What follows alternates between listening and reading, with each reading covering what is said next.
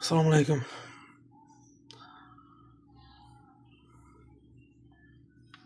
Obunachilarimiz va YouTube tomoshabinlari, qo'limizda telefonimizda Redmi 13C MIUI menimcha 14, MIUI 14, Android 13 yoki 12 taxminiy fikrim. Google akkauntga tushib qo'ygan, sпрос berilgan.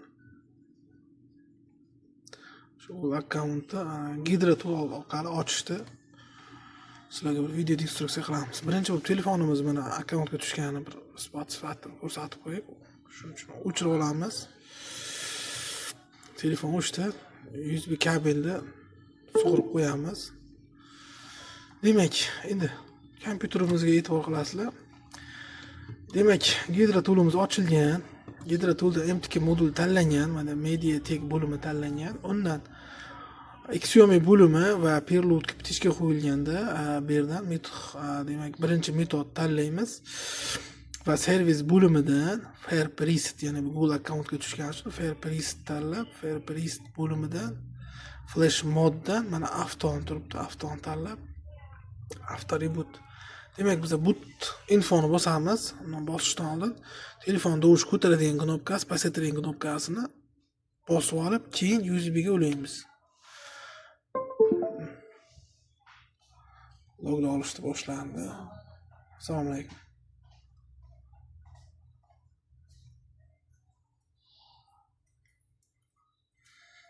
Loglar olinyapti.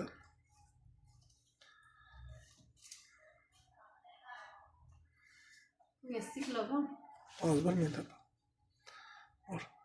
Demak, bundan FairPretentga o'tib, AutoFlashni bosamiz va buni bosib Auto Reboot deb tichga turish kerak. Bosamiz. Infolar olindi.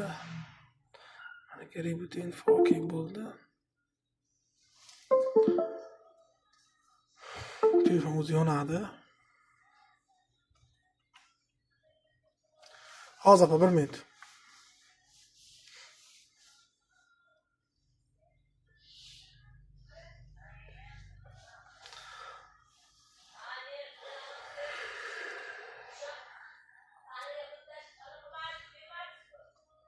Telefonimda 256 GB ekan, e'tibor qilasizlar bunga.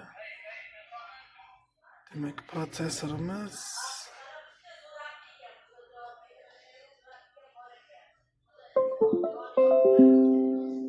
yondi. Endi o'tkazishni boshlaymiz. Demak, o'zbek tili oldinga yurish. Demak, o'tishga qo'yamiz.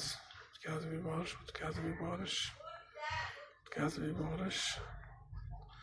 Xizmatlar yana rozimiz.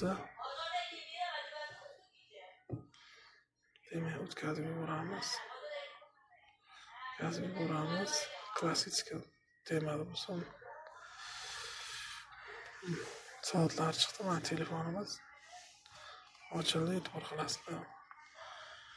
Rahmat, sog' bo'linglar, obuna bo'linglar.